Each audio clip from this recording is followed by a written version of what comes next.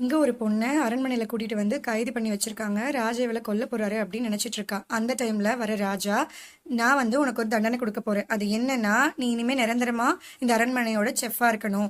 ஒரு வாட்டி சமைச்ச டிஷ்ஷை மறுபடியும் சமைக்க கூடாது. நீ சமைச்சது ஒருவேளை எனக்கு பிடிக்காம போச்சுன்னா உன்னை கொன்னுடுவேன்னு சொல்லி அவ கையை கட்டி போட்டுருக்கிற கயிறை கட் பண்றாரு. வேற வழி இல்லாத இவ உயிருக்கு பயந்து அதை ஒத்துக்கிறா.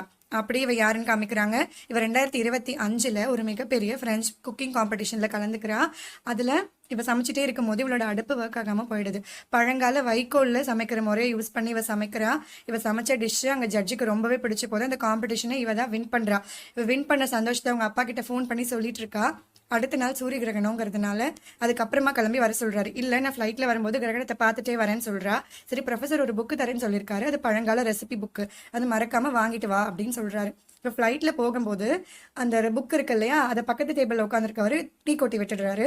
அந்த டீ காரியை துடைக்கிறதுக்காக அந்த புக்கை வாஷ்ரூம் எடுத்துட்டு போறா. அது தொடச்சிட்டே இருக்கும்போது தான் அதுக்குள்ள சில பேஜஸ் எல்லாம் கிழிஞ்சிருக்கிறத பார்க்குறா.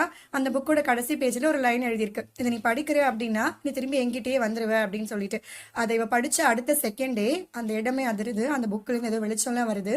முழுச கிரகணமும் ஸ்டார்ட் ஆகுது.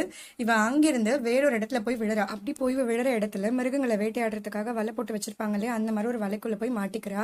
இன்னொரு பக்கம் அந்த இடத்துல அந்த நாட்டோட ராஜா வேட்டைக்கு வராரு. ஒரு மானை குறி வைக்கிறாரு. சின்ன வயசுல இவரோட அம்மாவை அரண்மனையை விட்டு வெளியேற்றுவாங்க. அவங்க அம்மா என்ன ஏன் இப்படி பண்றீங்கன்னு சொல்லி அழுவாங்க. அதை நினைச்சுதான் இந்த மானையே குறி வைக்கிறாரு. அதனால இந்த மானையை அவர் கரெக்டா குறி வச்சு வேட்டையாடுறாரு. அப்படி வேட்டையாடின மானை எடுத்து வச்சுட்டு அங்க ரெஸ்ட் எடுத்துட்டு இருக்காரு. அந்த டைம்ல தான் கிரகணம் ஸ்டார்ட் ஆகுது. அரண்மனையில கிரகணத்துக்காக சில சடங்கெல்லாம் பண்ணிட்டு இருக்காங்க. முக்கியமான சடங்குல ராஜாவே கலந்துக்கலன்னா எப்படி, இதனால தெய்வ குத்தம் ஆயிடும்னு சொல்லி அரண்மனையில் இருக்க எல்லாரும் பேசிட்டு இருக்காங்க. அதே நேரம் இங்க ராஜா கிட்ட காட்டுல மந்திரி சொல்றாரு, நம்ம கண்டிப்பா இந்த பூஜையில கலந்துக்கணும், இல்லைன்னா மோகினி பிசாசை வந்து நம்ம ஊரையே அழிச்சிடும்னு. ஆனா இதுல ராஜாக்கு பெருசா நம்பிக்கை இல்லை. அதனால கிரகணம் டைம்ல காட்டுல உட்காந்து இப்படி என்ஜாய் பண்றது உண்மையிலே எவ்வளவு சந்தோஷமா இருக்குன்னு சொல்லிட்டே இருக்காரு.